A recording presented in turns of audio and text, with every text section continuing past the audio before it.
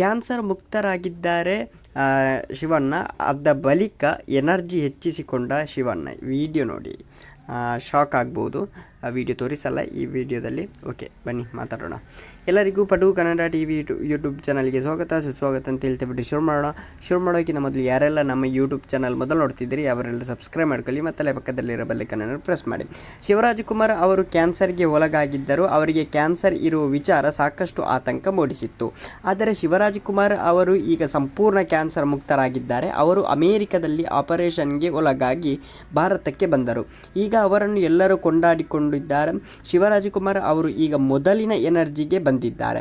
ಅವರ ಎನರ್ಜಿ ಮತ್ತಷ್ಟು ಹೆಚ್ಚಾಗುತ್ತಂತೆ ಕಾಣಿದೆ. ಇದಕ್ಕೆ ಹೊಸ ಸಾಕ್ಷಿ ಕೂಡ ಸಿಕ್ಕಿದೆ. ಶಿವಣ್ಣ ಹಾಗೂ ಜಿ ಕನ್ನಡದ ಮಧ್ಯೆ ಅವಿನಾಭಾವ ಸಂಬಂಧ ಇದೆ. ಶಿವರಾಜಕುಮಾರ್ ಅವರು ಈ ಮೊದಲು ಡ್ಯಾನ್ಸ್ ರಿಯಾಲಿಟಿ ಶೋಗೆ ಜಡ್ಜ್ ಆಗಿದ್ದರು. ಈಗ ಅವರು ಸರಿಗಮಪ ವೇದಿಕೆ ಮೇಲೆ ಅತಿಥಿಯಾಗಿ ಆಗಮಿಸಿದ್ದಾರೆ. ಅವರ ಜೊತೆಗೆ ಮಗಳು ನಿವೇದಿತಾ ಕೂಡ ಇದ್ದರು.